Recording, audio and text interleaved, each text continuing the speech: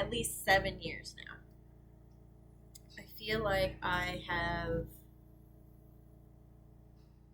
gotten used to it by now, but there are times where I stand up too fast and I pass out still because I forget that it's always going to be there.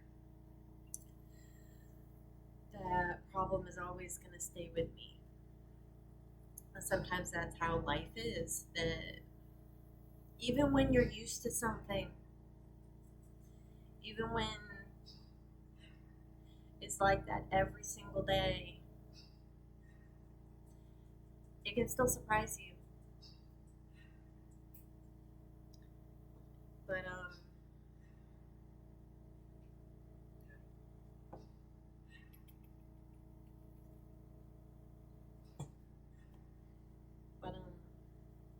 she always knows if I pass out too. She finds somebody to alert. Mama's not okay. Mama's not okay. But I will also, for anyone who's interested in looking into getting some compression socks for themselves, I will add a link so that in the description, so that you guys can look for yourselves and see if there's anything there that might help you if you have any type of issues like I do. But of course, there are a lot of different reasons why people use compression socks as well. Sometimes people use it because they have lymphedema. I believe that I spelled that correctly. But also it's really helpful for when you're taking a plane trip too, because of blood clots. They are quite dangerous too. But what I really appreciate too about the Juso brand is that they have a lot of different seasonal fun colors to try out. For a long time now, I've wanted to find a red, but not happened for me yet. So far, most of what I've had is like green and purple and pink and colors like that. But it's nice too because it's fun to color coordinate.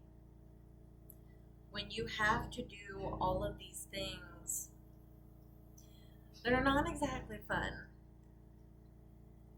Especially when you imagine trying to go to the bathroom with all of that stuff on.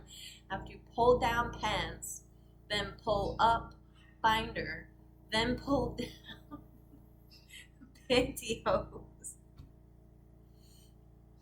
But anyway, point being is that it's nice to be able to normalize it a little bit too, because having all of these different color variations to be able to make outfits, it makes life a little bit more worth living sometimes, to be able to have that type of fun with your clothes. As you can see, I have a colorful shirt on today, and it's got a little bit of blue and a little bit of purple and a little bit of pink. So that's why today I had decided to use my purple compression.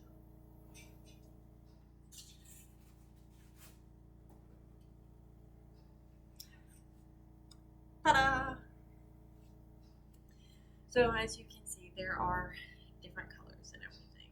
But other things that are helpful with POTS is drinking a lot of water.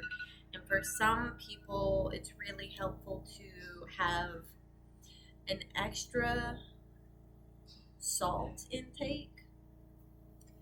Something else that I have found really helpful, instead of having 3 large meals throughout your day, having smaller meals and then having some snacks to keep your metabolism going throughout the whole day, because a lot of people don't realize it, but when your stomach is trying to metabolize things, it requires a lot of blood to go to your stomach in the first place so that it can do its job.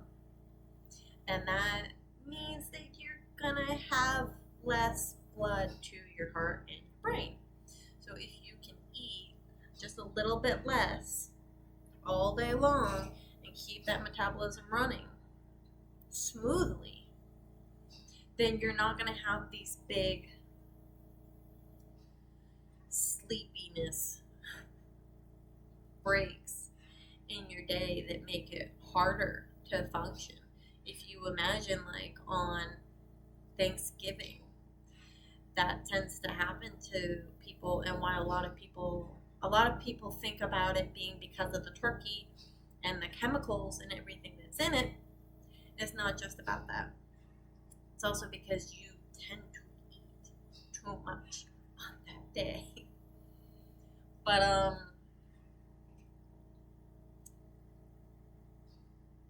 with POTS, I would say that the biggest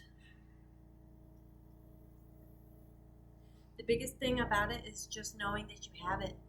It was one of the first diagnoses I had got as I had become a sick person, as I had become a disabled person. It was one of the first ones that I had gotten. And it was really important as a diagnosis for me, because without it, I probably would not have been able to learn how to walk again. Because at that time, I was completely manual wheelchair bound. I could not walk.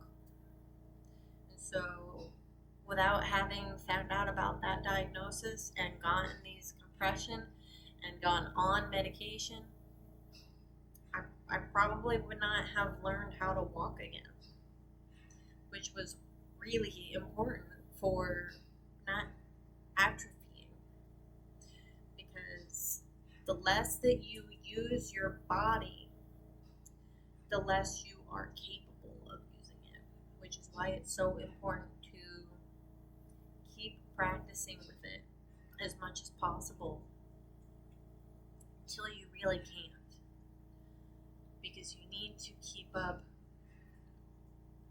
as much capability and motivation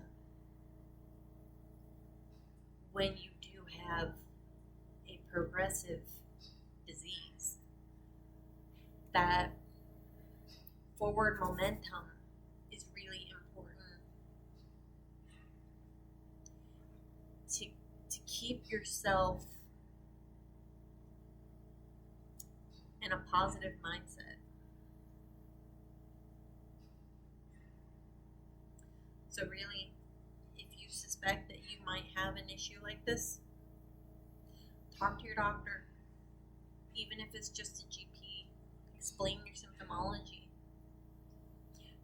And very important, research. Not if you think you're going to stress yourself out about it. If you believe that you're the type of person who's just going to get really anxious by reading everything on the internet, then don't do it. But honestly, I had to do all of that research myself. I would not have gotten my extremely rare list of diagnoses without having been my first and number one advocate. So, just try to remember, you are your doctor's most important